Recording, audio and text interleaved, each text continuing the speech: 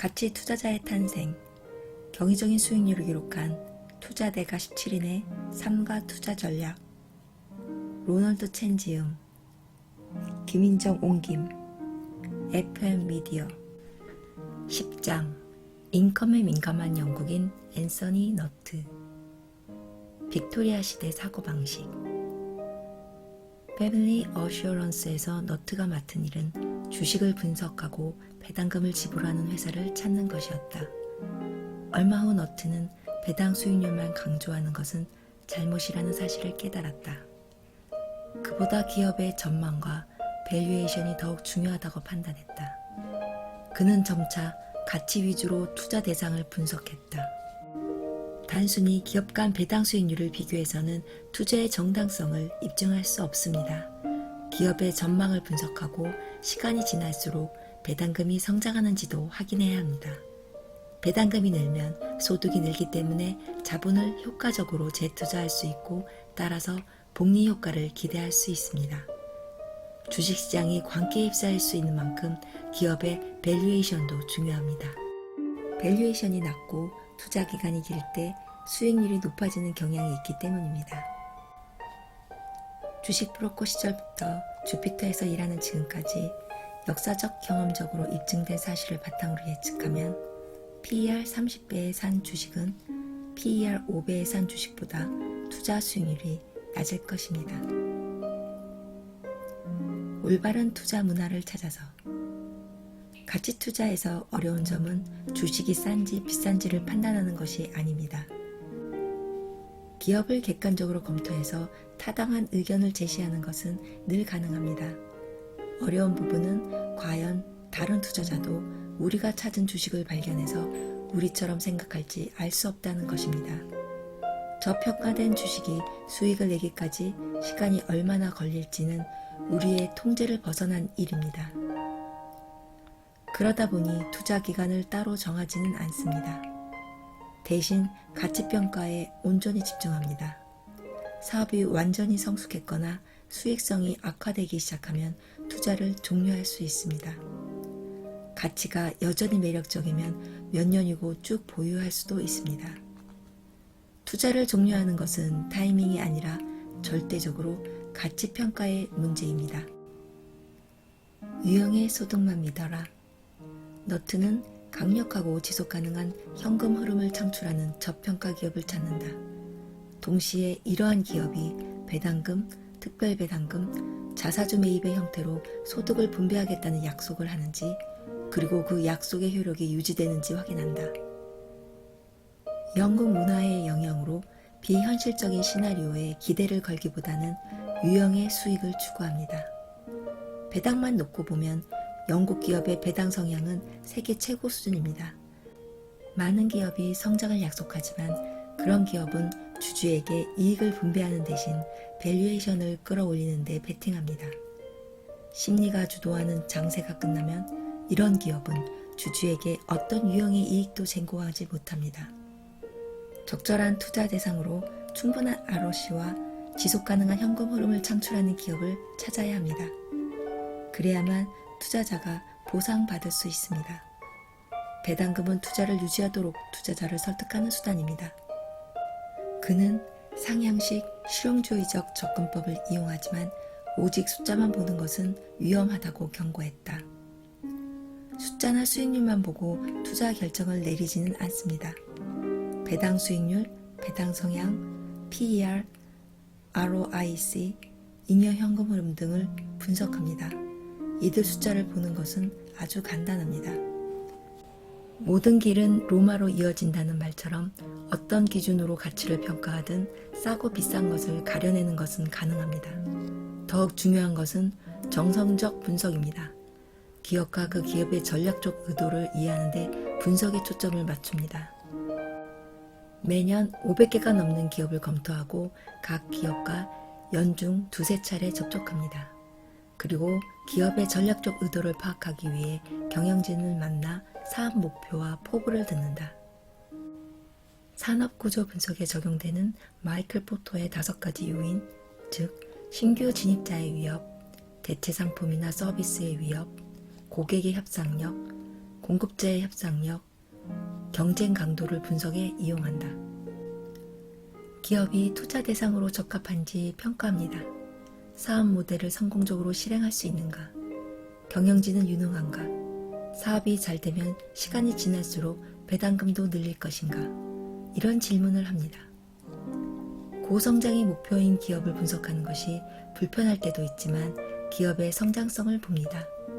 투자자에게 배당금을 지급할 능력이 있어야 하는 것은 물론이고 시간이 지나며 배당금을 늘릴 능력도 있어야 하니까요. 성장성이 있든 없든 관건은 밸류에이션이 과도하게 높지 않고 성장을 위해 너무 많은 비용을 지불하지 않아야 한다는 것입니다. 많은 가치 투자자가 부채 없는 회사를 좋아한다. 너트는 부채가 다소 거치적거리더라도 좋은 목적으로 쓰이기만 한다면 용서받지 못할 죄악은 아니라고 생각한다. 기업마다 상황이 다르기 때문에 부채 보유 여부를 신경 쓰기보다는 재무상태표의 효율성 여부를 따집니다. 재무상태표를 보면 현금이 풍부하지만 사업은 부진한 기업이 있습니다. 부채가 많더라도 재무상태표는 효율적인 기업도 있고요. 합리적인 비용으로 적은 부채를 부담하는 것은 괜찮습니다. 경영진이 부채의 전략적 의도를 입증하고 부채로 주주가치를 높일 수 있다는 점을 입증하기만 한다면 지지할 수 있습니다. 너트는 주피터에서 운용하는 4개 펀드에 각각 100에서 110개 종목을 보유하고 있는데 상위 10개 종목이 각 포트폴리오의 40% 비중을 차지한다. 언제나 장기적으로 접근하기 때문에 업종별 비중의 전략적 변화는 점진적이다. 펀드의 규모가 큰 만큼 투자 진입과 청산에 몇 주가 소요될 수 있다. 이따금 그가 너무 일찍 사거나 너무 빨리 팔았다고 비난하는 투자자도 있지만 규모가 큰 포지션을 다루는 어려움을 대체로 이해하는 편이다. 그는 상향식으로 종목을 선정한다. 종목 선정에서 가장 중요한 것은 기업의 펀더멘털이지만 거시경제 요인의 영향을 인정한다. 초과 수익의 1등 공신은 언제나 미시적 분석, 즉 상향식 분석입니다. 하지만 지난 몇 년간 거시경제 정책이 세계 증시에 큰 영향을 미쳤다는 데는 의심의 여지가 없습니다. 거시경제 정책을 살펴보고 하향식 관점에서 장기적인 경기 동향을 파악하는 것도 제 업무입니다. 업종을 제대로 선택하면 크고 작은 성공을 거둔 해당 업종의 좋은 기업이 다양한 경기 국면에서 좋은 성과를 낼 수 있습니다. 기업의 가장 어려운 일은 자본의 효율적 배분이라고 생각합니다. 우리는 투자자로서 기업의 자본적 지출과 주주 자본 환원이 얼마나 효율적인지 분석합니다. 그런 다음 최적의 타인 자본 수준과 자기 자본의 적정 가치를 판단합니다. 시장을 관찰한 결과 너트는 기업에 들어가 주도적인 역할을 하려는 경영 컨설턴트나 투자은행가에게 지나치게 의존하는 것이 현대 경영의 함정이라는 결론을 내렸다. 이들 전문가는 투자자에게 깊은 인상을 주기 위해 레버리지 활용과 단기 실적에 집중해 사업을 키우려고 하고 따라서 기업의 장기적이고 실질적인 가치를 간과하는 경향이 있다. 투자은행 일을 하다가 전통적인 제조업체로 간 사람은 왠지 우쭐대면서 남의 이목을 끌려는 경향이 있습니다. 이들을 크게 경계합니다. 단기적으로는 시장이 그들의 혁신 능력에 환호할지 몰라도 결국에는 주주가치를 파괴하고 한때 존경받던 기업의 장기적 전망을 훼손하는 것을 보게 되기 때문입니다. 계속해서 나아갈 용기. 윈스턴 처칠은 성공은 끝이 아니고 실패는 치명상이 아니다. 중요한 것은 계속하려는 용기다 라고 말했다.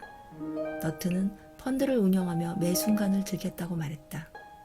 펀드에서 수익이 나든 손실이 나든 크게 걱정하지 않는다. 가치주와 배당주에 투자를 집중한 덕분에 시장의 단기 변동성에도 정기적인 소득이 수익률을 보호하기 때문이다. 장기적으로 변동성이 잦아들면 투자는 가치를 드러내기 시작한다. 성공적인 투자는 보편적인 컨센서스가 아니라 개인의 판단과 더 관련이 있습니다. 투자에 적합한 기주가 충분한 투자 기간이 있다면 남이 아니라 자신의 판단을 믿으십시오. 2008년 미국의 금융위기와 2010년 이후 유럽의 국가 부채 위기를 경험한 너트는 가까운 미래에 선진국 시장이 다소 정적인 모습을 보일 것이라고 생각한다. 가장 걱정하는 것은 투자 대상의 가치가 위축될 가능성입니다. 주식시장의 상단과 하단에서 이례적인 현상이 나타나는 일은 거의 없을 것입니다. 따라서 지난 30-40년 동안 가치 투자자가 경험한 것처럼 지나치게 저평가된 주식으로 돈을 벌 기회는 이제 거의 없다는 것이 확실해 보입니다. 우리는 부자가 필요 이상으로 많이 가진 세상에 살고 있습니다.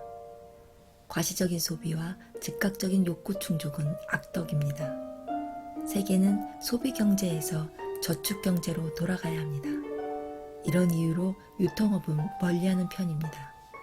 실제로 제 아이에게도 가치에 집중하고 절대로 가소비하지 말라고 가르칩니다.